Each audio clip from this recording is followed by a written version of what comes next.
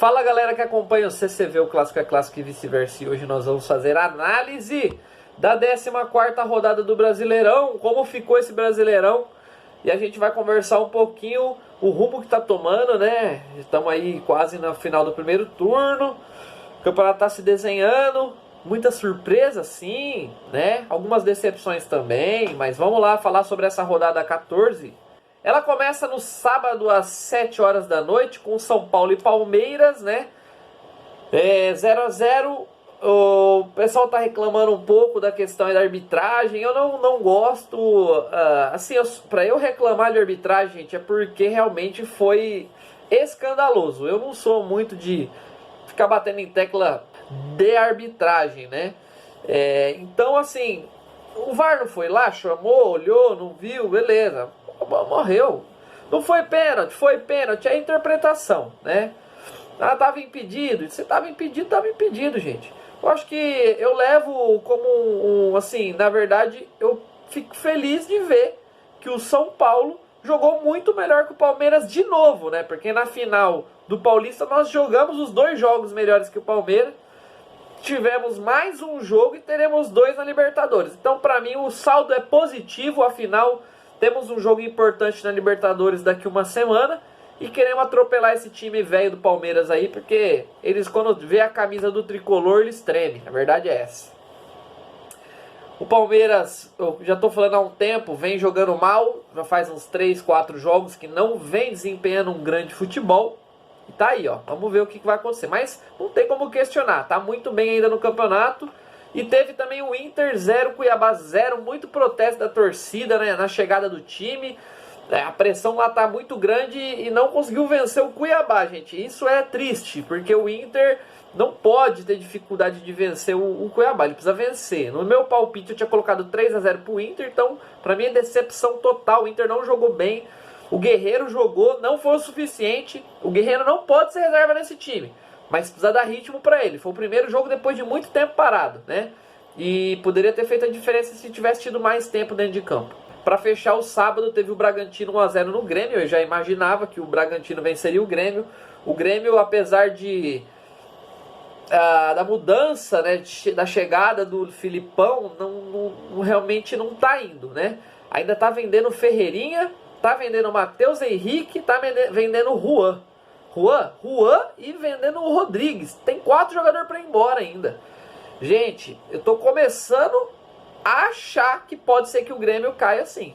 Tô começando a achar. E eu acho que não é... Pô, tem técnico, tem time. Acho que é a questão psicológica mesmo. Os caras estão sentindo pressão, não sei. Tá difícil. Eu tô começando a considerar, né, que o Grêmio pode cair sim. Tem muito campeonato ainda, mas tá demorando para a reação do Grêmio. E aí depois teve no domingo às 4, Corinthians 1, Flamengo 3. Eu achava que ia ser uma goleada. Não achava que o Corinthians ia conseguir fazer gol. Não achava, conseguiu. O Flamengo eu achei que ia fazer um 5-6, fez só 3. Vitória do Flamengo, que está numa arrancada espetacular. O Corinthians 1 milhão de vezes mais frágil do que o Flamengo. Tinha que perder mesmo, não tinha como, não dava. Na matemática não fazia sentido o Corinthians ganhar do Flamengo. E até brinquei com os amigos flamenguistas. Pra mim foi vitória do Corinthians esse 3 a 1, porque tomar só 3 e fazer 1 no Flamengo.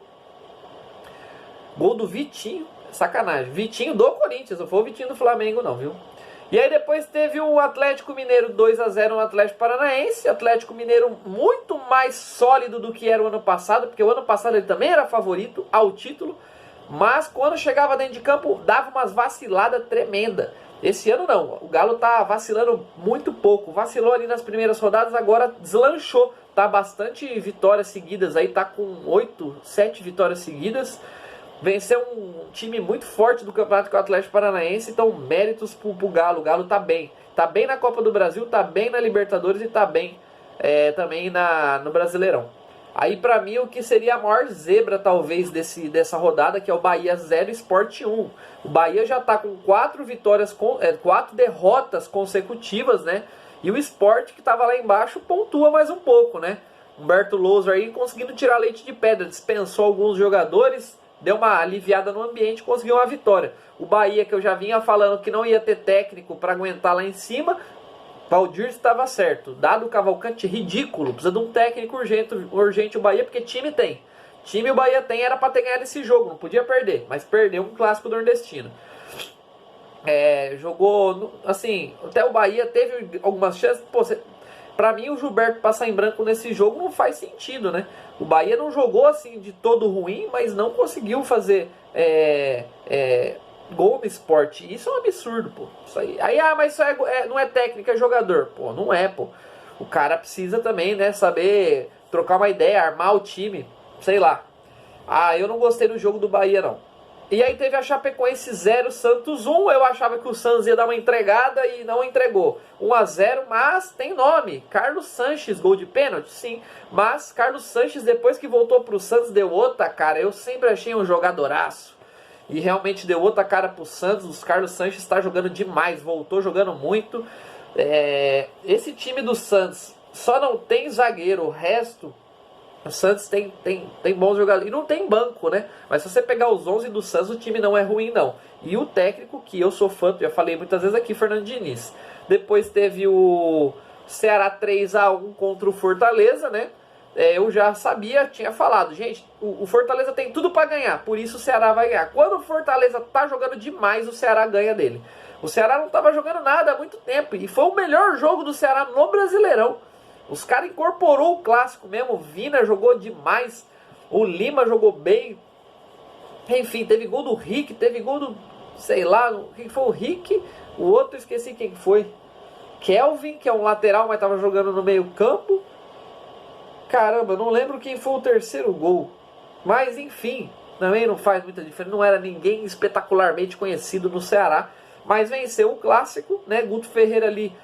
já encostando nos líderes, sétimo colocado, 22 pontos, apenas 2 pontos atrás do Flamengo, 1 ponto atrás do Atlético Paranaense, está bem. E o Ceará, que poderia encostar também ali no Palmeiras e no Atlético Mineiro, fica um pouquinho atrás ali, com 5 pontos do líder.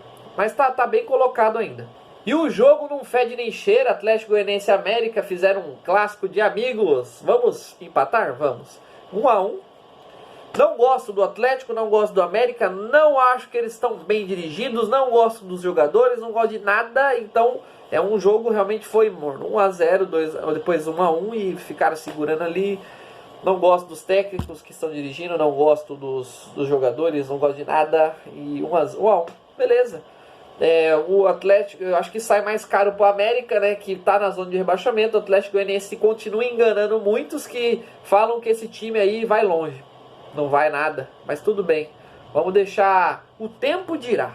Aí vamos falar um pouquinho da tabela então. Ficou com o Palmeiras em primeiro, 32 pontos. O Atlético Mineiro está encostadinho, um pontinho atrás com 31. E o terceiro e o quarto, que é o Fortaleza, e o terceiro e o Bragantino é o quarto, 27 pontos os dois, né? E aí depois você já tem o Flamengo encostando ali com 2 jogos a menos. É o quinto colocado, 24 pontos. E depois o Atlético Paranaense, que é o sexto com 23. Aí o sétimo é o Ceará com 22 pontos. O Atlético Paranaense tem um jogo a menos também. E aí depois tem o Santos em oitavo com 19. E o Atlético Goianiense em nono também com 19. O décimo colocado é o Bahia com 17. O 11º também 17 Corinthians. E o 12º Fluminense 17 também. E tem um jogo a menos, que não jogou nessa rodada contra o Juventude por causa do... Ele tá com jogos acumulados de Libertadores e Copa do Brasil, então ele tava matando esses jogos. Juventude, 13º, tem 16, também tem um jogo a menos. Inter, 15 pontos, é o 14º. O Sport, 15º, tem 14. E o Cuiabá, 16º, tem 13, né?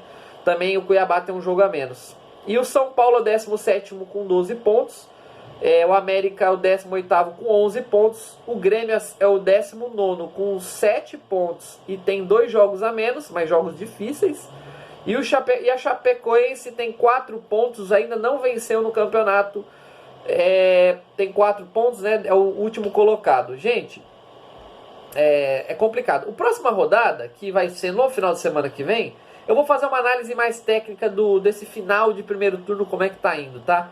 Então por hoje eu só quis falar um pouco da rodada, como é que tá a tabela, depois a gente vai conversando, beleza? Comenta aqui embaixo o que você tá achando do Brasileirão, curta, compartilha esse vídeo e se inscreve no canal se você ainda não é inscrito. Um abraço e até os próximos vídeos, valeu?